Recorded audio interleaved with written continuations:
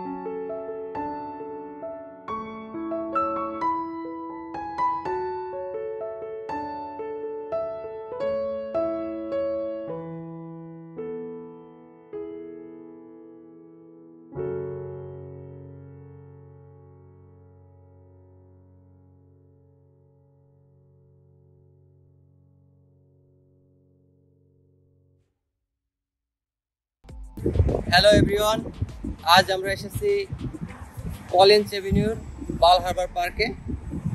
এই দিকে আছে রোড, এই সাইডে এইগুলো সব অ্যাপার্টমেন্ট, আর অ্যাপার্টমেন্টের অপোজিটে সাইডে আছে আটলান্টিক ওশান। এই অ্যাপার্টমেন্টের মান্থলি রেন্ট আনুমানিক $4,000 to $33,000। It's so cute. Hi. Julie, hi. So cute. So cute.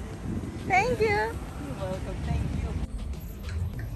এখানে অনেক খেজুর গাছ রয়েছে, দেখেন আপনারা, সুন্দর খেজুর গাছ সারিবদ্ধভাবে দাঁড়িয়ে আছে। তুমি কি করো এখানে? ঘাসগুলো সত্যি এত সুন্দর, ঘাসগুলো কেটে রাখছে, একেবারে সমান করে রাখছে। চলো চলো। আচ্ছা আচ্ছা আচ্ছা, ঠিক আছে, let's go.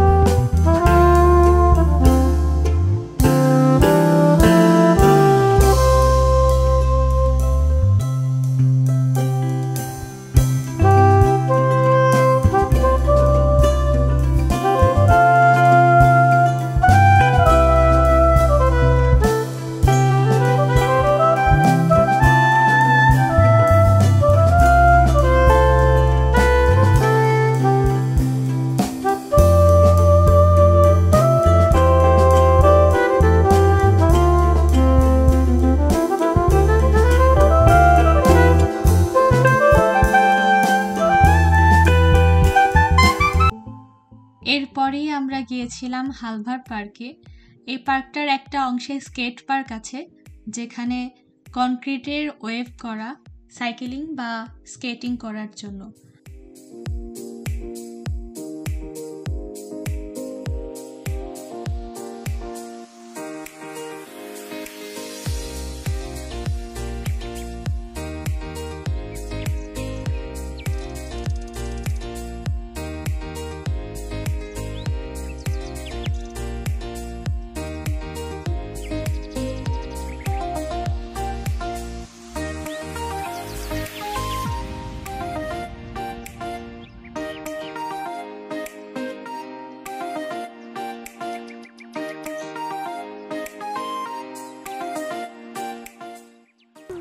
High five.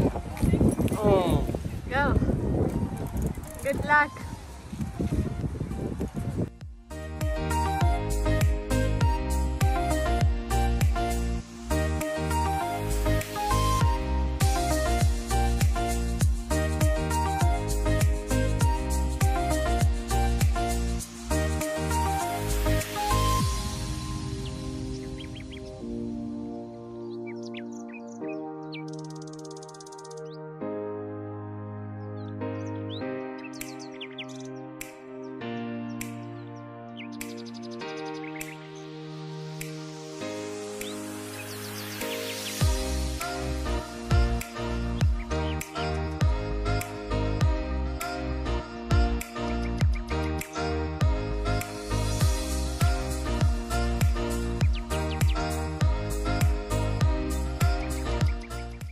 North মায়ামির মধ্যে এই স্কেট পার্কটা অনেক বড়। আমরা সময় পেলেই এখানে আসি, আর ওমি যদি একবার বাইক রাইডিং শুরু করে ওকে থামানো বেশ কঠিন। যদিও এখানে স্কেটিং বা বাইক রাইডিং অনেক রিস্কি, বাট ট্রাস্ট মি, এই সময়টুকু অনেক ভালো লাগে।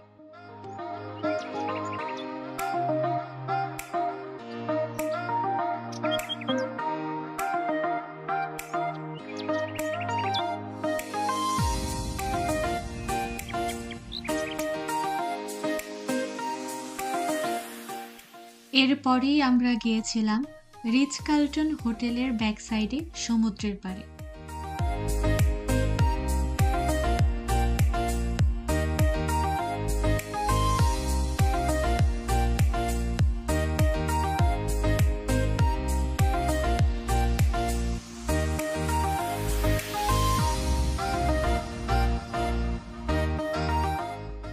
আটলান্টিক ওশান থেকে সরাসরি ক্যানেল যাওয়ায় এখানে অনেক হেভি ওয়েভ থাকে, তাই এই জায়গাটা জেট স্কিং করার জন্য অনেক বিখ্যাত।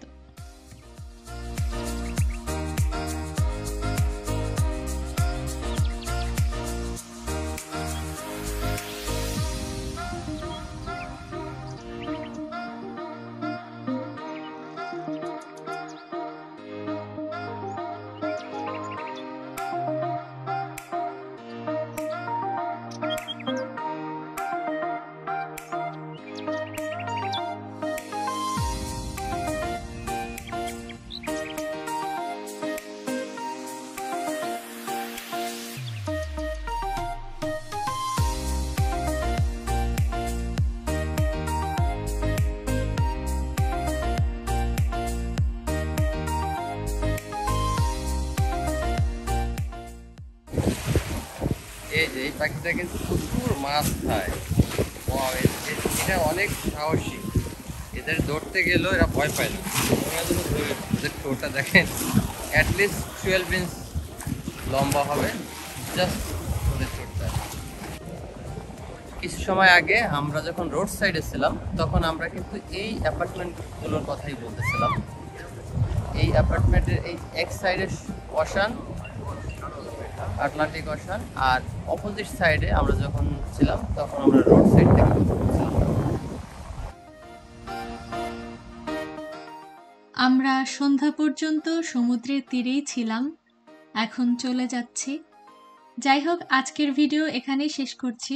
দেখা হবে নেক্সট ভিডিওতে। টিল দেন সবাই ভালো থাকবেন। বাই।